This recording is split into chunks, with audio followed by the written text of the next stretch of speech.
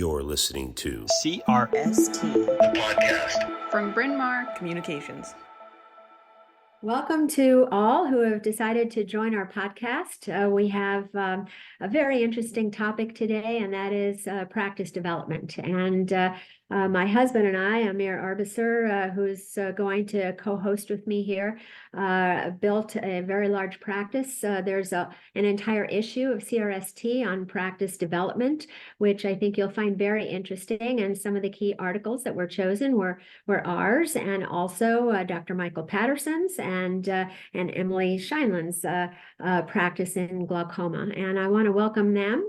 Amir, you and I started practice about summer of 1980. 80. Okay. And I joined you. You started in 80 and I joined you in 83. We were married already well before that, and already had a start on a family. And so it started with one room for us, and maybe we'll have Michael, and then we built to 22 docs and 9 locations and all the subspecialties except neuro-op and optical and hearing. Why don't we start maybe with Michael, who also sort of got a head start with family and then built hugely from there. Michael, please introduce yourself first, a little in your background, if you would. Thanks a lot, Lisa and Amir, and thank you for CRST for hosting this. Yeah, I was fortunate. I had a father that started our practice basically in a very similar format to you guys, with one room building. My mother helped out in that practice, and just like anybody back in the day, trying to hang a shingle. And then by the time I came, there was 4 locations with about 45 employees, and basically the story was pretty simple. My dad and I talked, and he said he was done growing the practice. He was not going to do that anymore. It was too much time commitment, and if I wanted to do it, I could. Or I can just fall in line. And so I decided that I would try to make my own imprint in the snow, and went around kind of talking to other practices. There was kind of a push 9 years ago, I felt like, already in the private equity space coming through dermatology. And I wanted to avoid that at the time. And I'm still not a part of that, but I wanted to say, could we do something similar on our own? And we started purchasing and acquiring practices, and went from about 5 doctors to around 18 now, and depending on the time frame, and really just grew the practice from 4 locations to 9, and then we consolidated from 9 to 8 on 2 smaller peripheral areas. We're in a region where round trip would take you almost a day of driving just to get to all the offices, with 1 surgery center. And so it's a very large catchnet area in a region of Tennessee that's in rural America. And so we have no large city. The hometown I live in has about 20,000 people. And so we pretty much do everything in-house. Very few things do we have to refer out, because we're doing such a large volume of surgery per surgeon, have a large group of optometrists, and that's kind of the nature of what our business is. You to kind of explain a very different approach and a newer kind of experience. Absolutely. Well, again, my name is Emily Scheinland. I'm a glaucoma specialist, also in the Midwest in Michigan. And I'm in my 2nd year of practice now, so very early on, and getting that process started and building my practice. And you're right, my experience has been so different. When I came out of fellowship, I had so many opportunities, right? I could go into academics, I could start my own private practice, I could go into private equity with a large multi-specialty practice or physician-owned. And what I ended up doing was going into practice in a small physician-owned practice with a few subspecialties, so cornea, retina, and glaucoma, which was me, and really trying to stand on my own 2 feet. I really wanted to be the only subspecialist provider of glaucoma in my practice, and really have to rely on my own skills so early coming out of training, and really not having, a big academic center there to back me up, which has been amazing. It's made me so confident, and it's really been a wonderful experience. But I think that where I'm coming from, at least I feel in medical education now, they do a really great job of training you on how to be a really adequate doctor. And then the whole business side of medicine is really what's missed. And so I ended up joining my practice because we had at my residency program a panel of people in all different types of practices. And my boss actually was on this panel and kind of talked about how he had built his practice very similar to both of these groups, from kind of a one room, one exam chair over the last 20 years, and how rewarding that had been. And really how he has the power to take care of patients in the way that he wants to, and the way that he feels that they deserve, and run a business and treat people well and treat people the way that they deserve to be treated. And so that was really attractive to me. And I wanted to join that practice and get to know more about how to do that and how to be a great businesswoman, but also be a great physician. And I think that the biggest thing that is missed in residency training now is the idea that if you're a great doctor, then you're just a great doctor. I think that what patients think is you're a great doctor if your staff takes great care of them. And that's something that I've really learned in the last couple of years. We really made an effort to treat patients as family. Amir, you might fill people in a little more about our trajectory. We actually brought in outside consultants to deal with hospitality, and we brought in folks from Ritz-Carlton and also from Disney to work with our staff to educate them how they might deal with the public. And then hospitality is really very much part of what all of our practices are about, and how we take care of people. An interesting thing about your practice, and sounds, Emily, like you've already learned that your staff reflect very much on you. Early on in our practice, we started doing patient satisfaction surveys back before that was a standard for medical care. And it was fascinating to me that my rating would vary from one office to the other, where I know I had the same verbal pattern at explaining things and everything else. And the difference was very often whoever answered the phone or who the person was at the front desk and what the patient experience was. And I mean, it was amazing to me at the beginning. How could I possibly be rated so differently in one place than another?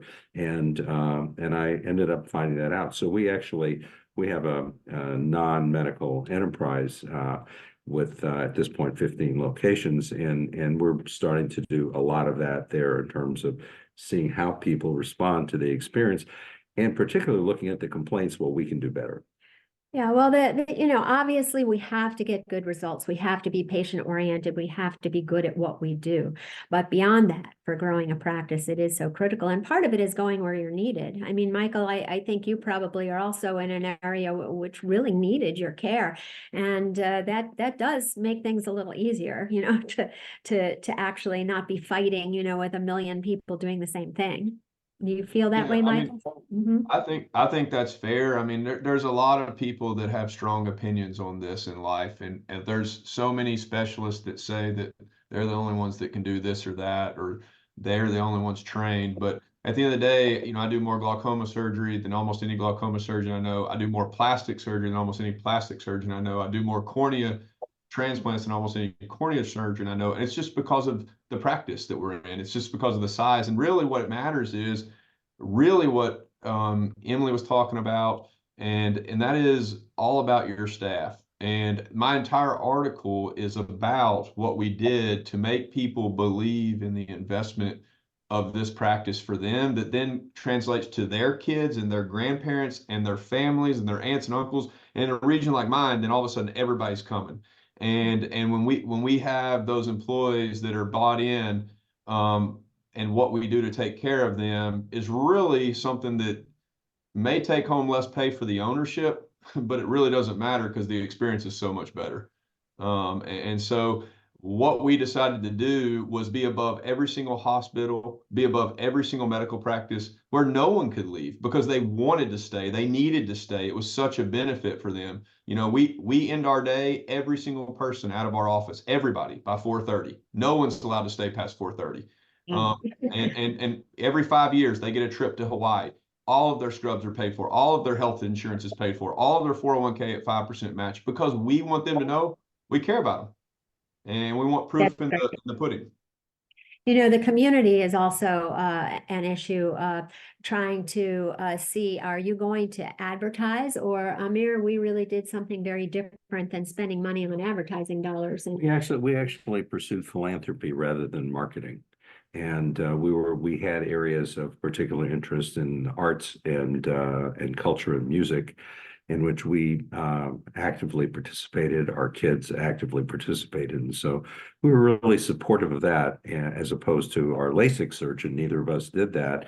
When I walked in the office on a Monday morning, I knew if it was an advertising week or not, because the lines were either all lit up or they were dark. for LASIK only, but everything else, you know, Everything. we didn't advertise at all, you know, and so we always had our practice name with our name, you know, when we gave money for this or that, or did various things, and that made an impact in the community at large, and it really comes back a millionfold. I'm a pediatric ophthalmologist, and you can imagine that every single kid whose school, and we had a catchment area of up to 2 million people, every school that had a fun night, I had the opportunity to donate some money every single time. And I always would. I mean, I always give the kid a check for $25. And, you know, and I would do this, and at the end of the year, I'd kind of add them up and I'd say, it was a pretty good year for the schools. I did not really feel any real satisfaction other than the grin on the kid's face and the parents' face that they could ask me. And I went to bed one night and was thinking, what can I do that's more creative than that? So I bought a snow cone machine for $500, and we would provide that snow cone machine to absolutely With our practice with name our on it, of practice course. name logo on it, you know, to absolutely anybody who had any type of event, school, church, anything else. We didn't charge for it. We provided the machine and the syrup. They had to come up with the ice, and the only requirements were they would bring it back clean and in working function. And then they would sell snow cones, and they made a lot more than $25 every night. And we had a huge visibility for pennies. And it was just a matter of, you know, thinking of what it is that you're trying to accomplish and how can you do it and have fun in the process. I think that's just amazing. And I think, you know, it really speaks to your innovation and how creative you both are. And I loved reading that portion of your article. To talk a little bit more about advertising too, I think coming at this as kind of a millennial ophthalmologist, you know, somebody who was in training not too long ago, my perspective on advertising was, if you have a great website, if you have some social media, you're golden, you know, that should be good enough.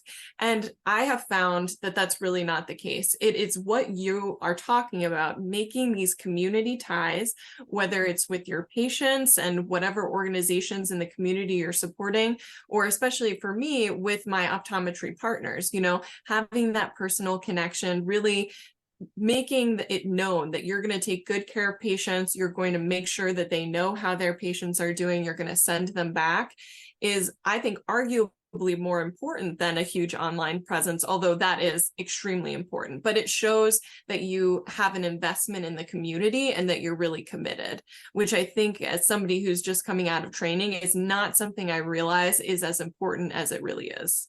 I think you make a very good point, and letting patients know directly how much you care really matters. One of the things that Amir innovated is on my cell phone, which was relatively new at the time. You know, we figured out how we could have them, the surgery center, plug in everybody's phone number. So I could just, when I was driving home or when I got home, just go 1, 2, 3, and I would speak to each patient at night after surgery, how you doing?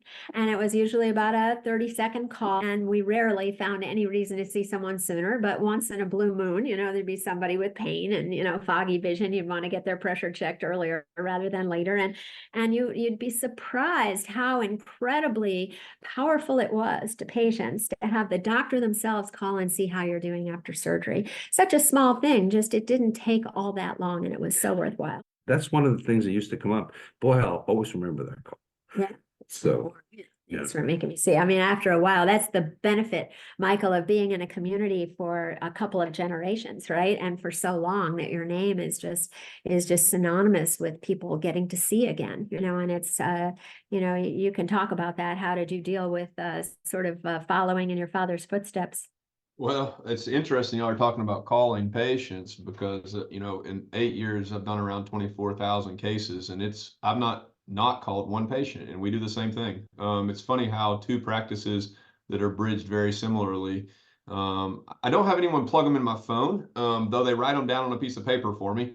I may need to go to that next level to expedite my life. But for us, for me, following my dad's footsteps is not easy. I came into a practice where everybody knew that I watered all the plants, I cleaned the office, I pulled all the weeds, and I had swept more baseboards than anyone in the country.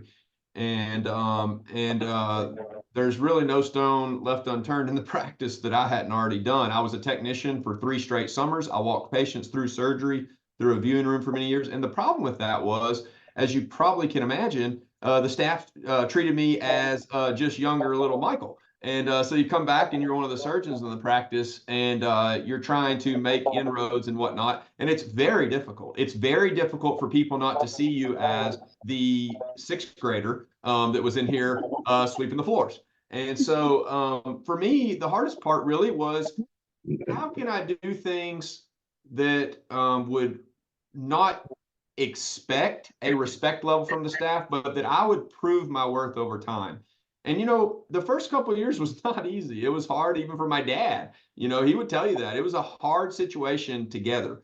But after a while, it became clear that people started to see my work ethic, my drive, my determination, and that I wasn't just here because of dad. All of a sudden, they realized, oh, when we got an independent evaluator to evaluate the practice and me purchase my dad's half just from an independent, all of a sudden, all the staff start realizing, oh, this kid's not getting anything on his own.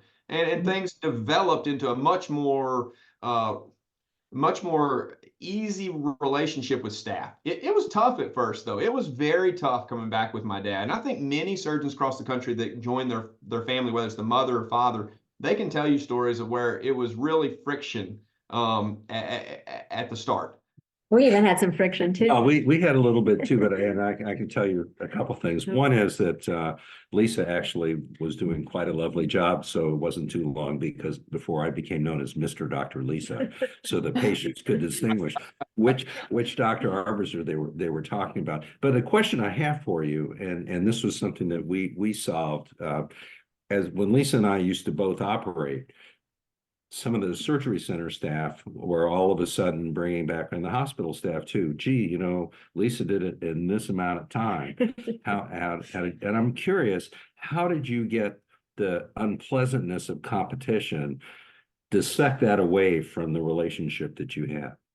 Well, how did we separate it? My father and I decided early on that we were not going to be in clinic on the same day. And so what we decided to do was I went to another location to start, so that we was totally separate and apart. There wouldn't be 2 people saying the same thing, but a little bit different, causing a schism for people.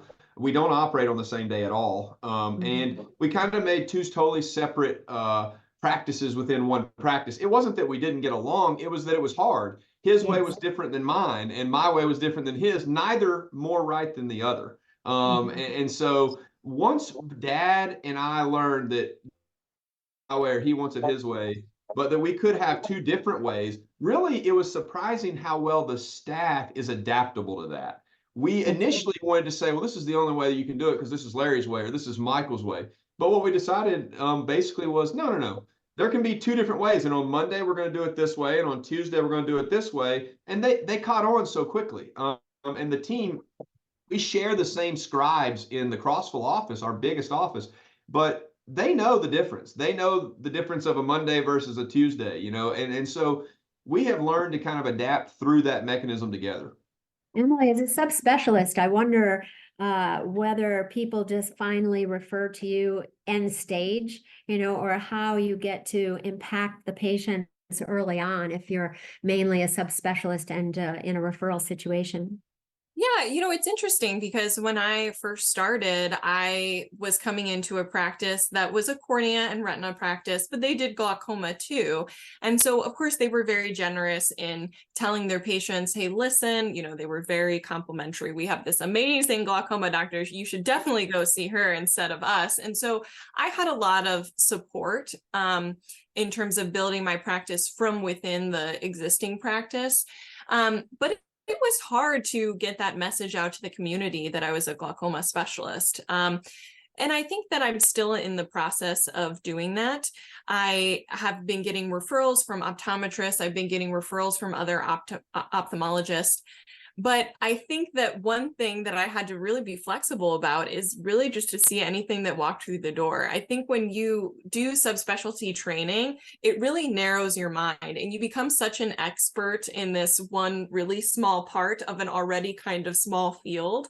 And so coming into my practice, I really had to expand my mind again and say, you know what? You really need to be able to do a lot of different things. You need to feel comfortable doing a lot of different things.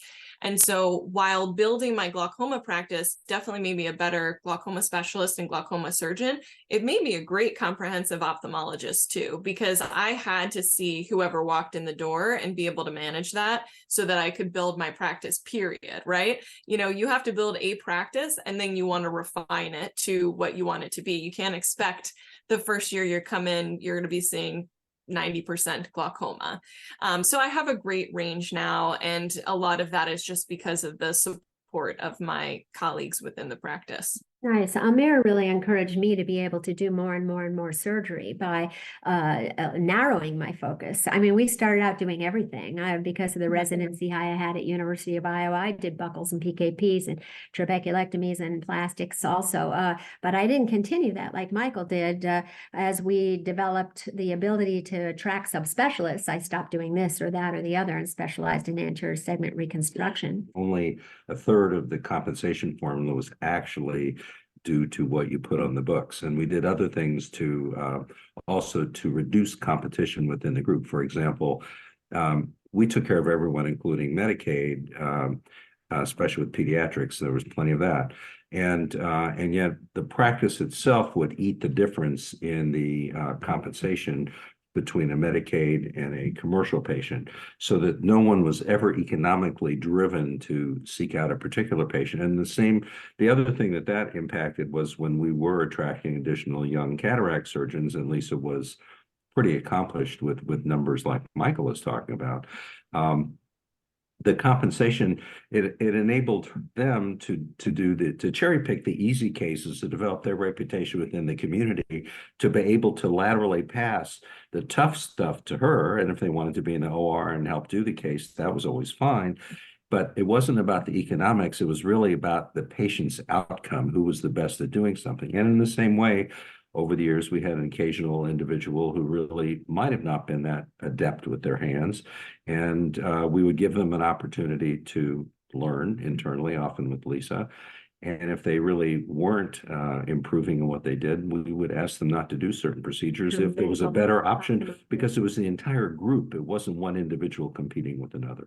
I want to just dovetail one thing there. So Emily said, the technology that we have now available is so amazing. So when I came out of residency, I felt like I knew nothing about pediatric ophthalmology. In fact, I felt less than competent in even saying hi to a child. I have 4 children of my own, and I manage those kids very well, but it's a totally different experience with kids in the South. We can handle them in a lot different way. But I'll tell you what, I can't tell you how many times a day now I prescribe Prism to an elderly patient, whether it's just a little base out for a divergence insufficiency or things that I never did before, because what I've done is I've Zoomed some of my buddies that are pediatric ophthalmologists, and I will hold up an iPad right in front of the patient.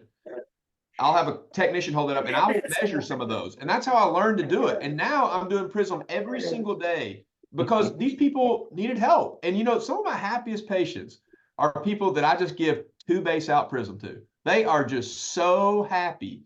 Right, they went to 4 other offices first that didn't make them better. Exactly. And so that was one thing. And then the second thing I wanted to say that I learned most importantly early on in practice is you're just not very important. You know, we like to think of ourselves as so important in ophthalmology because we're an ophthalmologist. And, you know, of course, everyone should care that we do a lot of surgery or that we're working so hard to build our practice.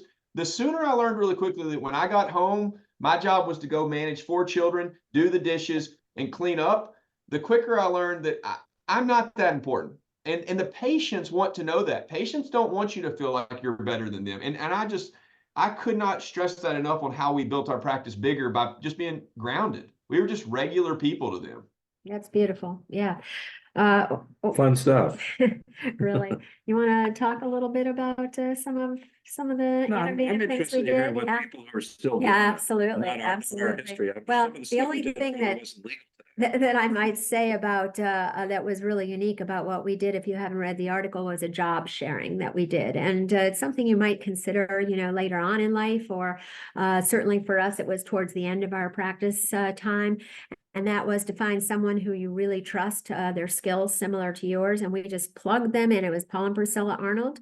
And we plugged them into our assistants, our ORs, our people, our patients, and we would leave for a month. And then they would stay for the month and work. And then we would come back and work for a month. And it was amazing because the practice really made more money in that we used all the overhead almost totally.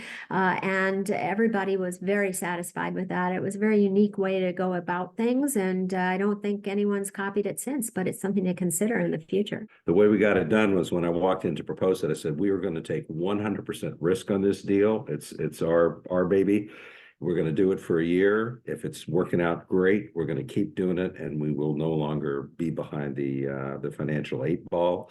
But if it doesn't work out well, then we'll cover the difference and Right. we'll walk away from it. And that's how we were able to innovate certain things or get equipment that we really wanted, that people would have to understand what the value was, and I think communication within as well as without your practice is so very important. Emily, you want to add some things or say final give us word. a word of wisdom? Yeah. I really just want to highlight one of my favorite parts of your article, and everybody should go and read all of these articles because I think they're fabulous. But in your very last paragraph, you say, evolving regulations in the current healthcare landscape may present challenges to replicating many of the approaches we adopted in our practice's earlier days. And I really appreciate that you acknowledge that, because for a lot of us that are coming out of training, the landscape of medicine and the business of medicine looks very different than it did 20 years ago and, even 10 years ago. So I'm curious to know if you think that current physician business owners, if they are able to roll with the punches in the same way you did and really make smart and innovative business decisions, do you think they can achieve a real similar measure of success as you did, Lisa and Amir, and you did, Michael? Or do you think that kind of the rise of private equity and falling reimbursement are just too great of challenges? I think it is possible. Obviously, you have to meet the letter of the law. And I'll give you a real simple example that I never even thought about. As a pediatric ophthalmologist, I took care of a lot of Medicaid patients. And in the days that I was doing that, most of the ophthalmologists around us would not see a Medicaid patient because they decided they weren't getting compensated enough. But because within our group, we dealt with the disparity in the income, there was no economic drive to take care of one. But the behavior of those patients was very different than folks who had to reach into their pocket and pay a $5 or $10 or $25 copay, who have skin in the game.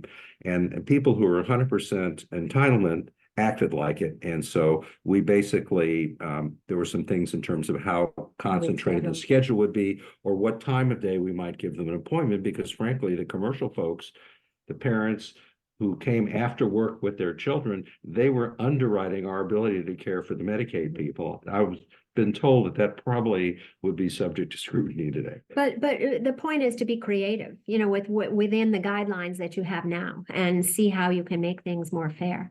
Michael, did you want to add anything? I think we're at the last couple of minutes of our podcast here, and really appreciate the fact that there's this article, this wonderful issue of CRST with many great articles in it. And I think it's well worth reading, despite the challenges that happen today. I think ophthalmology is a little protected compared to general medicine, where you sort of have a cookbook of what you have to do. We can always innovate. We can always adopt things early and increase our skill set. And I think that we're very fortunate in ophthalmology in that way, despite the limitations of the current medical system.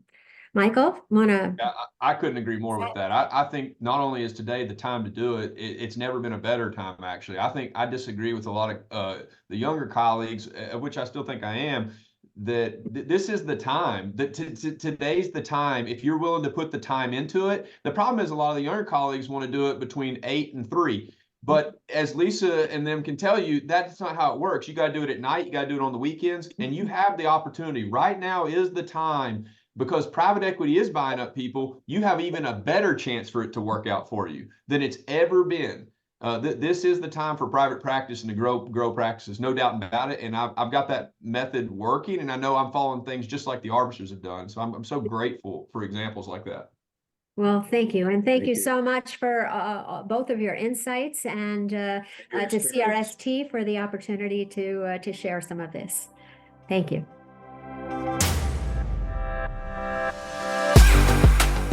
For more shows like the one you just listened to, check out the podcast channel on itube.net.